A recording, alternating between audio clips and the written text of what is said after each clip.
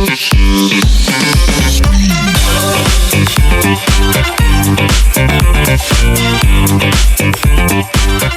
morning, everyone. We have a Tudor in the house, and thank you for joining this morning. I know it's early, and let's get started without failing. We just want to introduce. He is an anesthesiologist and still practicing, but we have some incredible stories to tell and how he made his journey, because this is the show all about making that transition from 9 to 5 or getting stuck in W2 to having that financial freedom.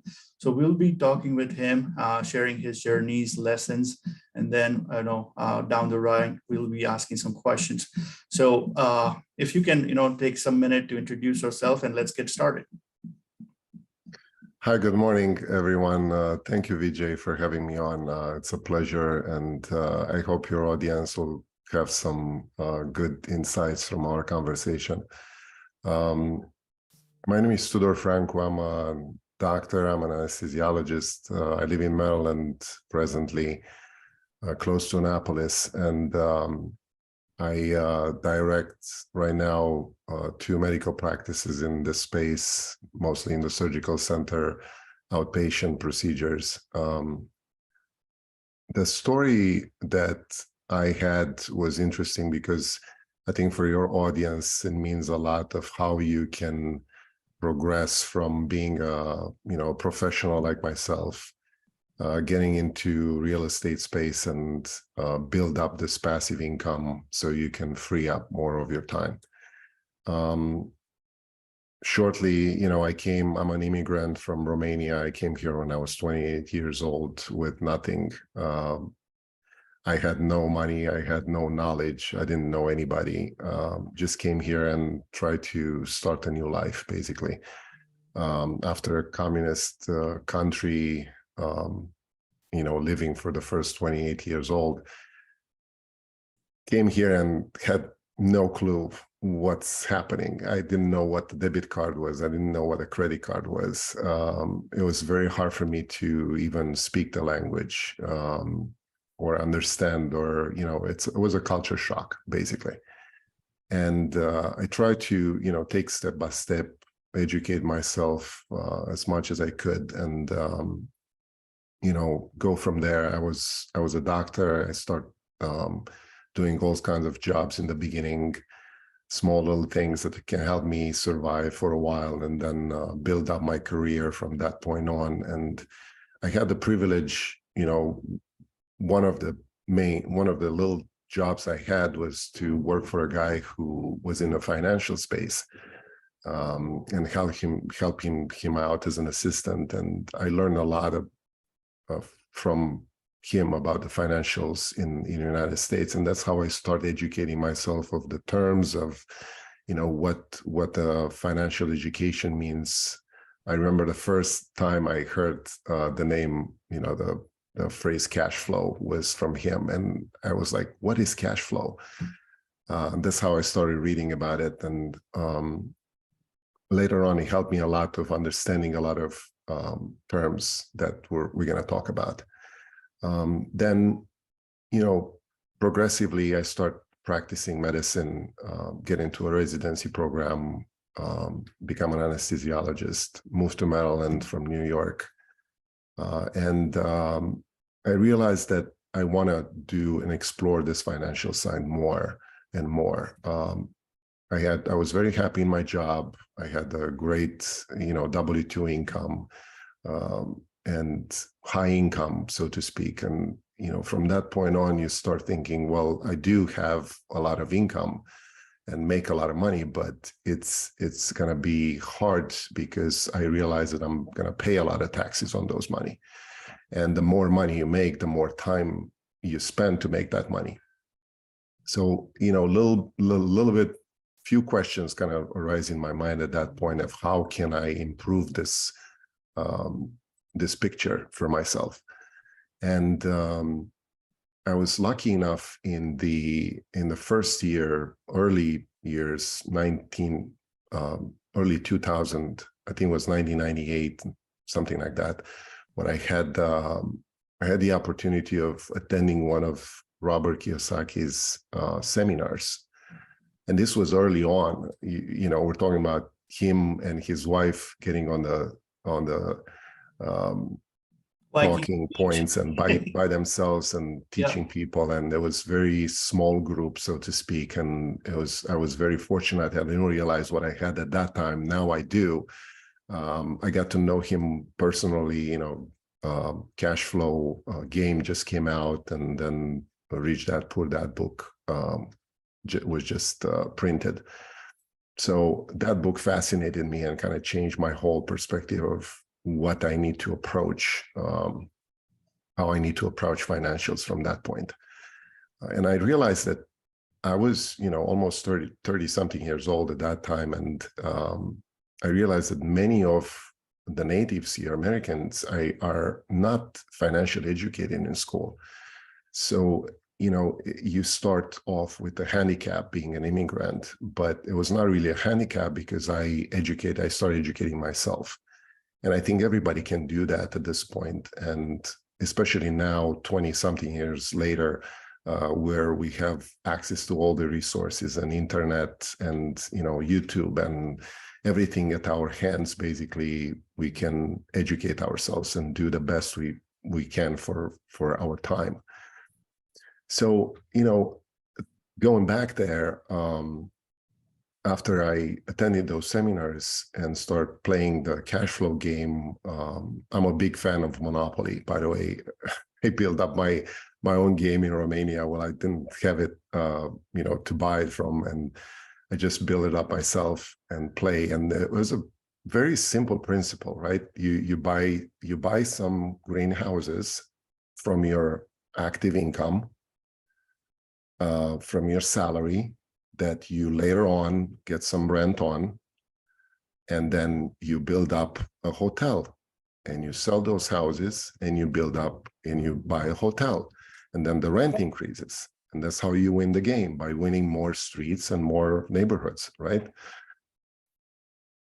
And that can very easily be applied in life. And that's what I did, basically. So I went back to my job, my W-2 job as a doctor, and I said, well, I'm making a lot of money as an anesthesiologist. How can I maximize my tax savings and also start investing?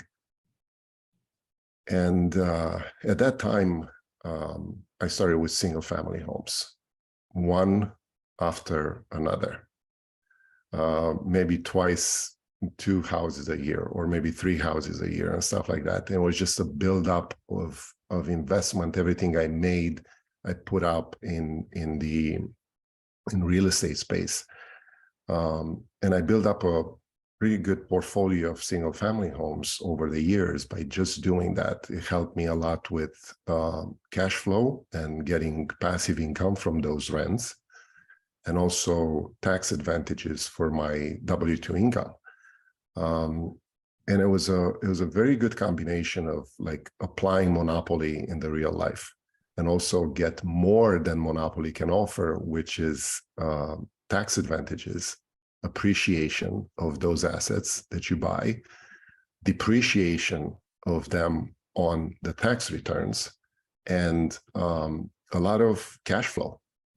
Got it. So there are 4 things that basically are getting together to make yourself more money. Understand. You all you had an incredible story to tell for sure. Especially like we take so many things for granted, but at the same time, like anybody can achieve financial freedom, being come from no matter what the background is, right? Like you can start with zero money or even negative money, but it's all starts with the mindset. Like once you have a right mindset, and maybe surround people with the right mindset, and one good book that I would always recommend is a Rich Dad Poor Dad. And like so far I have interviewed like 7 people, and like all of them have read it or had some impact in their own personal life and to some degree for educating financial freedom, like whether it's cash flow, understanding business quadrant, or like how the self-employed thing works. Because at the end, it's all about like knowing the game, because you are playing, like you like it or not, you are in the financial game, right? But Yes, you get like, butchered, or you get to be on the other side. It's just exactly. story you have to, like, the side you have to pick and choose and play with the, of course, the rule that government, mandates. But, there's so much free ground to play if you know where to go and like how to play, right? Yeah, So, absolutely. It's uh, it's it's totally a mindset game. Think about this. You spend a lot of time to make a lot of money, yes, or to try to make a lot of money, and at the end, all you do is convert that huge amount of money that you have to buy yourself time. yes. And sometimes people wait till they're retired, 65, 70 years old, and try to buy that time back. And it's very hard to do because we're all getting old, right? And there's some things that we cannot possibly do at that age that we want to do when we're younger. So the sooner you start playing that game, the better it's going to be for you, and buy yourself more time. Um, we all have 24 hours in a day, so it's a matter of how we structure that 24 hours for ourselves.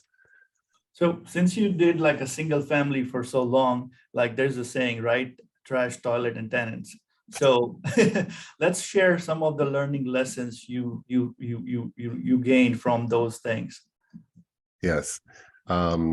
Well, it's interesting with single family homes because it's a little different concept than multifamily, right? With a single family, you have to deal with one resident, one tenant in your house, in that apartment or townhome, whatever it is. And when the tenant leaves, you have zero occupancy for a while. So you go from 100% to zero. And then this is what I found out basically over the years with single family home portfolios. They gave me a lot of cash flow, and there was a good investment in appreciation and passive income. But also it was a hard thing to overcome when a tenant left, because there was a lot of renovations to be made. Sometimes horror stories, like you said, sinks taken, plumbing destroyed, walls destroyed, and I'm sure the toilet mystery for everybody who wants to do single family homes, it's a total true mystery. I Wow. became very good of unclogging toilets over time. I can tell you that. But that's one step, and there was a little, I would say, price to pay over the benefits of investing in real estate. But this is when I realized that you can scale up. You can basically go over that hump of having a zero occupancy when your tenant left, and invest into something bigger, and expand your mindset and say, well, I spend a lot of time and a lot of money to buy one home with one tenant. I can do the same thing with the same amount of money and the same amount of time, but buy more units with more tenants. With all of a sudden, you scale up exponentially on that cash flow with the same time and the same amount of money invested. So all of a sudden, the multifamily becomes very attractive because you all of a sudden start leveraging other people, knowledge, other people time, other people money, and then you create a team that everybody benefits from. And we're all good at something. We're not good at everything, right? So different people have different skills, and getting into a team like that, you can leverage everybody's skills to perform well for that property. And this is where multifamily became attractive to me, and say, okay, well, not only I can scale up and maximize the amount of time that I'm spending investing in real estate and getting profit out of it, but also improve a lot of people's lives by doing that. Not only just one tenant with one house. By renovating those apartment buildings, you create a good living conditions for a lot of families. And for me, this was one of the most important things, because I came from a communist country. I'm a little more sensitive of how people live and, the living conditions in those places. And when I see apartment buildings that are can be renovated and can be improved for those families to have a better life, that's my primary thing for me. And from that point on, everything comes with it. You can increase the rents once you improve the property. People are happy to pay you more money to have, good washer and dryers, a good dog park, a good child playground, a good functioning pool. God forbid, I've seen apartment buildings with, gorgeous pools that are now working. Yep. And I mean, it's just little things that can improve, families' time, and their homes there. They live there all the time. Even just a basic thing like parking lots, the broken parking lots, or Exactly. like the beige color buildings where roof is matching with the walls. I still don't get the concept.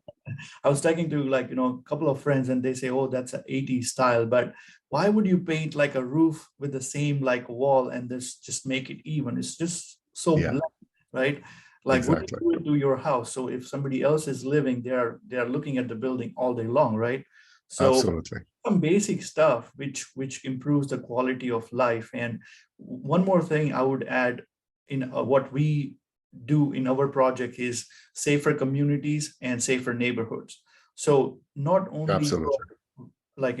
improving the property, but also our goal is to make the community and neighborhood safe by any means of installing automated gates, passcode protected, installing cameras, having some patrol thing. So those things will definitely be appreciated by tenants because their kids live there, right? They have their Yes, absolutely.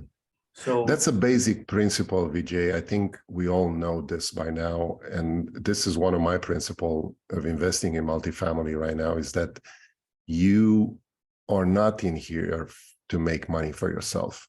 Yep. You are here to improve someone else's life. And then obviously you're going to make money in the process.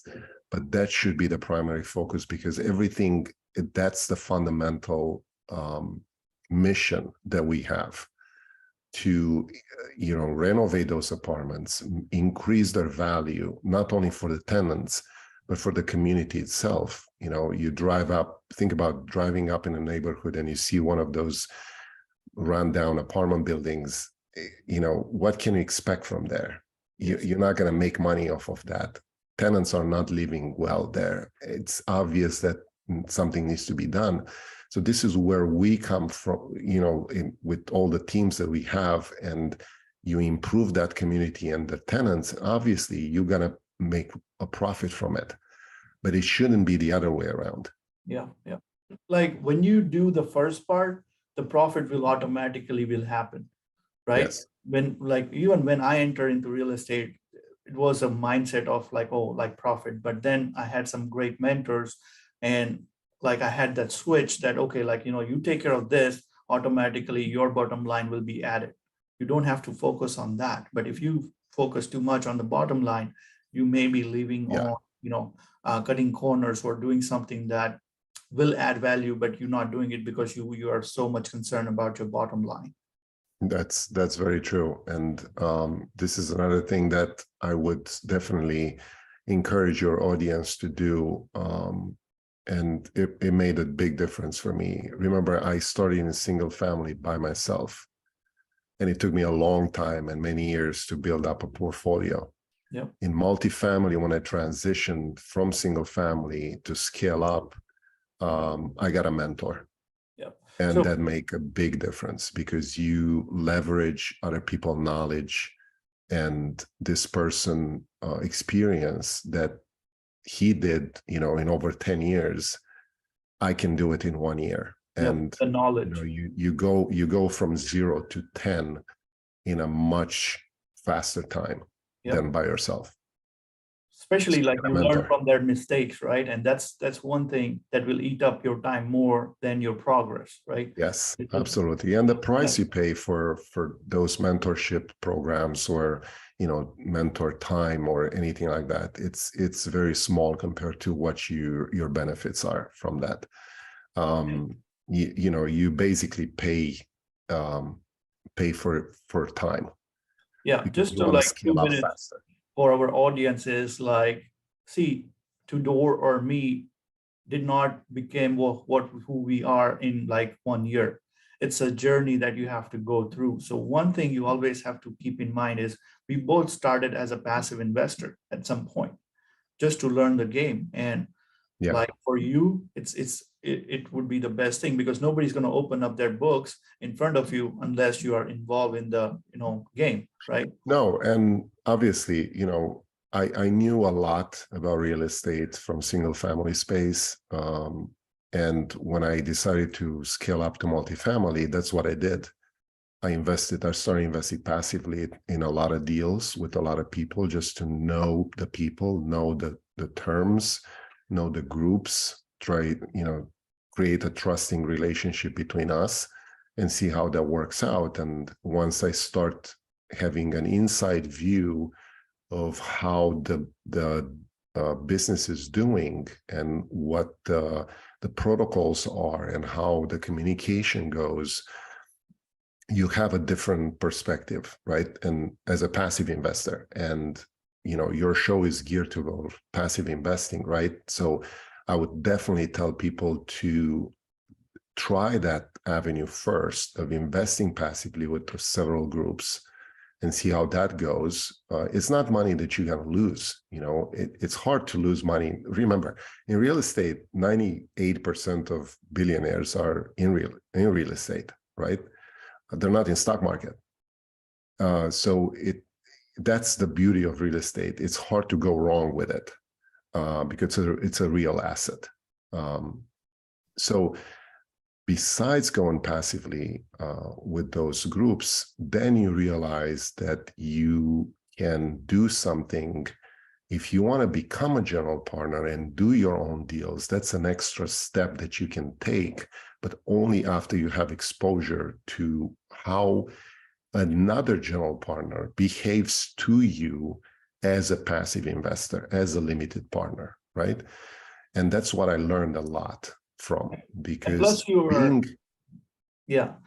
are joining the team, right? And real estate is always yes, a team sport. So when I was like investing, I was monitoring all the guys, right? So there may be 5-6 guys and everybody has a role to play. Somebody was a deal finder, somebody was the property management, somebody was boots on the ground, somebody was the capital raiser. So I try to analyze each and every individual and then try to relate myself that, okay, which of these characteristics I can fit myself in, right?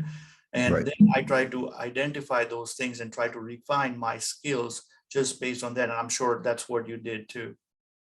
Yeah, obviously, I noticed a lot of things that I didn't like to how I was treated as a passive investor. And I liked a lot of things that I saw with some groups that I really liked. So I transfer all those experience into what I am now as a general partner in a few deals. We just closed the 4th deal I'm in yesterday.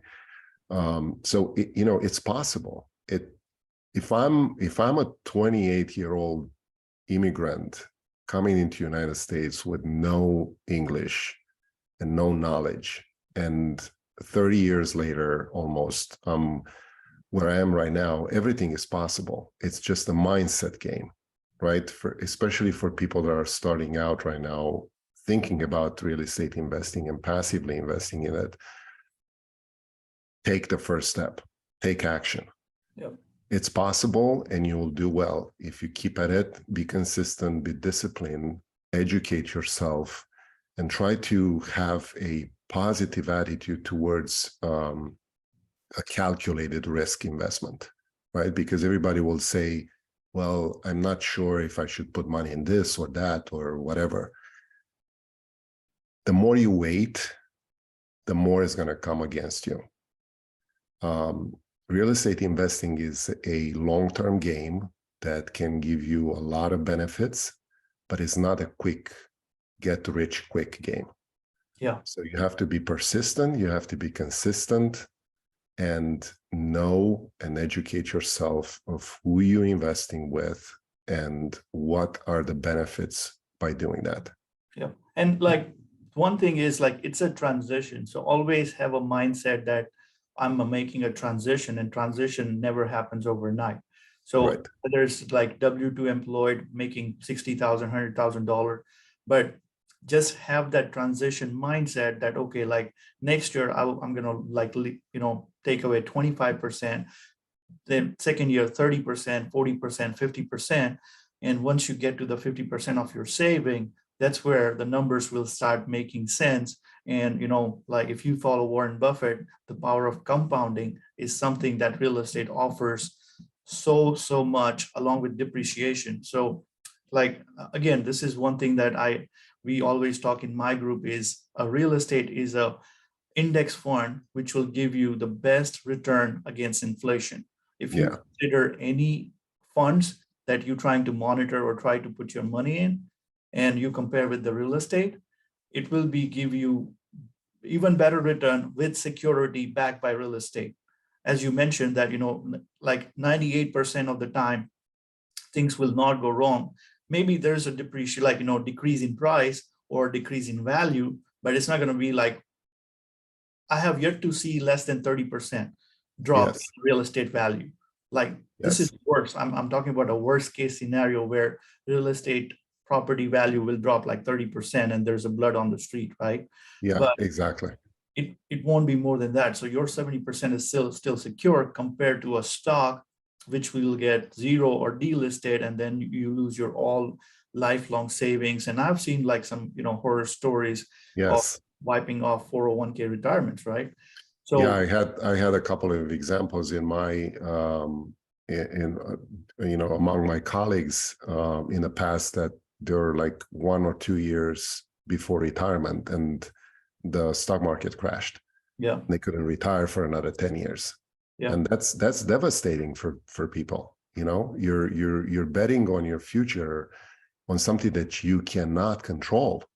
Like there's completely out of your control, and it's a paper asset, right? So once you start playing that game, it's a lottery, really. I mean, think about this. You go to Bank of America, right? That's the typical example I'm giving to people. You go to Bank of America, and you can buy their stock on a free market, right? That the Bank of America would not lend you money to buy their own stock, but would lend you money to buy any piece of real estate in this country. Yeah, because they know they're not secured on their stock, and they know that themselves they're putting money in real estate. Yeah. So let's talk about like, mentality of rich and wealth. That's what I think we initiated the talk with. So let's talk about that. Like what do you see a difference between being a rich and wealth, and what is a mindset, and like some like, like strategies that people can use to be wealthy, not just being rich. Yeah. It's a very interesting subject, and people tend to compare those two, and it's really not the same thing. You can be rich by different ways. You can win the lottery tomorrow and you're rich. You can have a very high income, but it's on W-2 and you pay a lot of taxes from it, and you buy your toys and your objects and whatever you want to buy out of your active income, that's a rich person, right? By all it means, when you make, several $100,000 a year or whatever it is, and you consider Bigger yourself house, rich, Lamborghinis. right? And you buy your Ferraris out of your income, right? The comparison is being wealthy, where what you're counting on is your net worth, so to speak. And net worth is not only, I want to make a little difference here, because net worth is the value of your assets, right, compared to your liabilities. But it's also, like people say, net worth, it's your network. Those people that are wealthy have a very strong network of people around them, and they surround themselves with people that are better than them. They pull themselves up, and they strive to excellence. Yeah. And that's what a wealthy people are. They're building their income of not active income, but passive income, cash flow out of their investments. What they do, basically, it's a very simple principle we talked about earlier, is transforming their active income, investing in some good income producing assets, either is real estate or businesses or whatever you want, income producing assets that will bring automatically a passive cash flow to them. And then from that passive cash flow, they buy their Ferraris. Yes. Right. So it's a cycle. It's not a straight shoot from your income. And that's what the difference mainly is between a rich and a wealthy person. And plus, like, also building up relationship along the side. So me and my cousin were talking, like, and this is an incredible story. Like, back in the days when Henry Ford became Henry Ford, he was getting interviewed by a Forbes. So the guy asked him, like, let's say you lose everything tomorrow morning, like you get a phone call that everything is wiped off and you have to start from zero. How long it will take you to build a Ford, what the Ford is today, from ground zero? And he think like it took like, a couple of minutes, and then he says like 2 years. So a guy who built a Ford, like, which is a manufacturing giant, and it took him like almost 10 to 12 years to get there to that point. Yeah. But now his answer is like 2 years. And then like the interviewers were shocked. So like he said, okay, can you explain, how can you get there? He says like, I would really bank on the relationship that I have made in that 15 years. And that is something that is going to get me to where I want to be in 2 years compared to 15 years.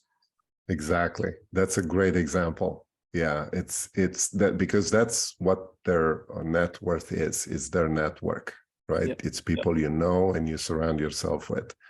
And I would challenge everybody to think twice of what they have in their lives right now, and who are the 5 people they surround yourself with.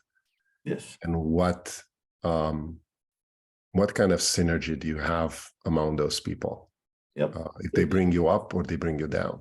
Yep. Because that makes a big difference in how you approach your whole life, right? It's and I found this over the years being here in a different country, right? Starting from not knowing anyone to start having a big network of people that not only I can go to for advice, they come to me for advice, and we build wealth together. Yes. Because the story is like, if you like count 5 of top of your friends, and if you average it out, you will be in average, you are average of that 5%. Exactly. So like you definitely want to go back and analyze that. So moving forward in the show, what we want to talk about is a failure and learning lesson, because personally I believe there's no success without failure. So let's talk about it, like, the failures you had, like not necessarily go in detail, but some learning lessons. And that's what we want to know more in the show. Yeah, it's interesting. Obviously, being an immigrant here, coming when I was 28, I faced failures from the beginning. I started working in small little jobs that I could do just to support myself and go along until I secure my residency position. And I wouldn't consider a failure. I don't consider things failures, because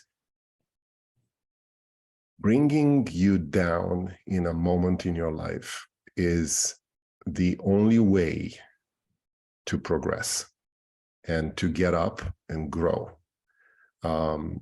That's the only way, because you need to have a perspective of where you are at any point and see and think big, right? So the only way, if you have a failure, so to speak, failure or setback, I would say, every kick in the butt is a step forward, right? So, think about it this way.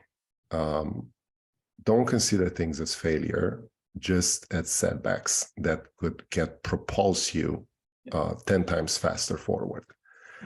So, after that, I had a couple of setbacks, I would say, with people that you connect with, and you realize after a while that they're not the type of people you want to hang out with, because their mindset is different.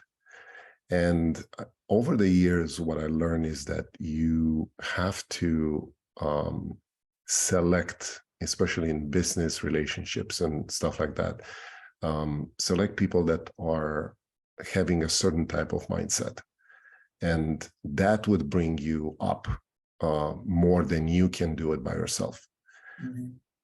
As a failure, necessarily, I think in terms of not recognizing the power of real estate investing soon enough.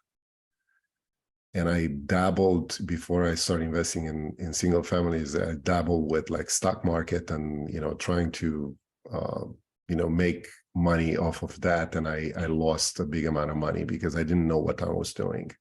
I didn't have control over what I was doing. Even if I knew what I was doing, I didn't have control of it. So it was a big failure, so to speak, for me. And that's when you realize that you need to have a calculated risk of your investment. And calculated risk means that you need to put your money in things that are real value and real assets. Kiyosaki says that it's a fundamental difference between an asset and a liability. And if that would people understand, primarily, that would help a lot of people how they start investing. Because an asset is something that puts money in your pocket, right? And a liability is taking money out of your pocket. And that's what, he gives the example of primary residence, right? It's not an asset, it's a liability, because you pay mortgage to the bank. It's not your house after all, it's the bank's house. But that's a small example. Yep. So the thing is, like, failure is not a failure as long as you learn from it. That's the bottom line. And every successful person you take, they learn from those mistakes, right? Like, okay, I made this mistake, why I did it, and now what can I do so that it doesn't happen again? Those are the things, and that is the mindset you always want to have, moving forward. And that once you have that zone of mindset, then the only way, things will happen to you is going up, not going down, for sure. Yes.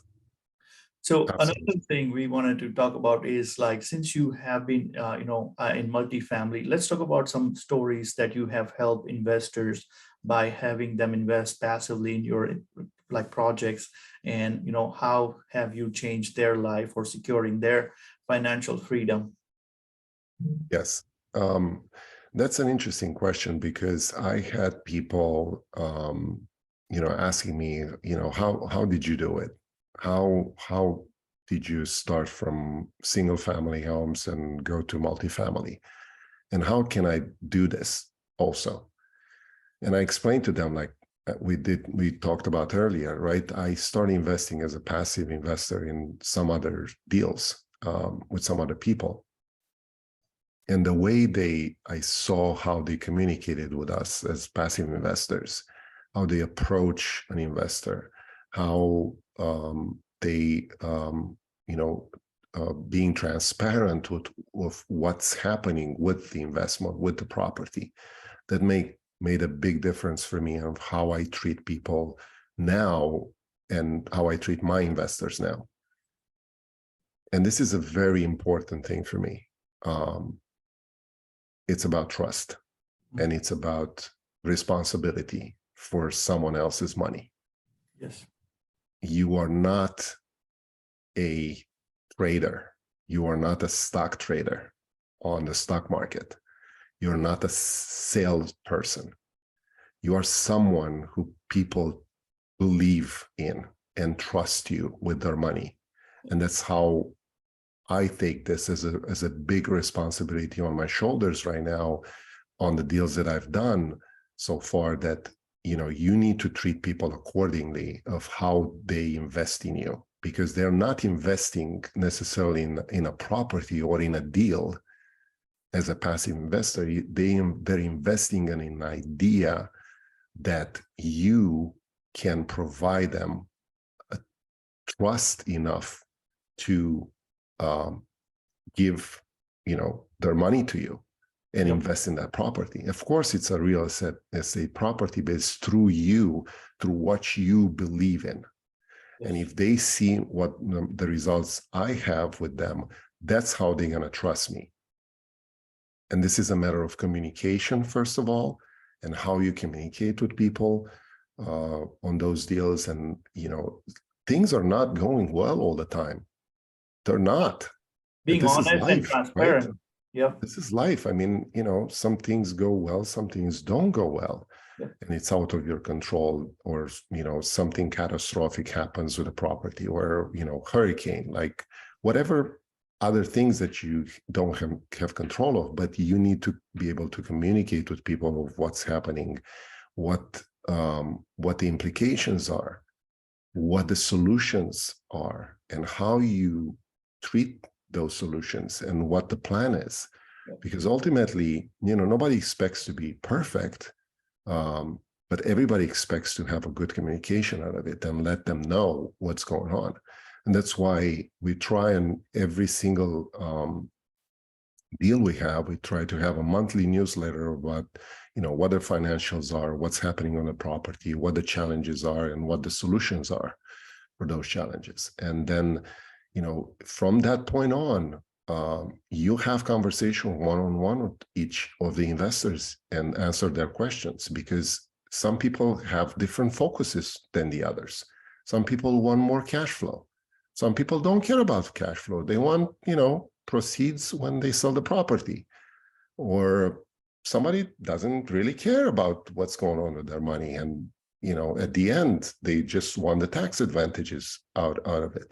So each person has a different focus. So you need to address each of them individually and say, okay, what is your primary goal with this investment? Yes. Because when I approach an investor, it's not like, oh, I have a deal, come on over with me.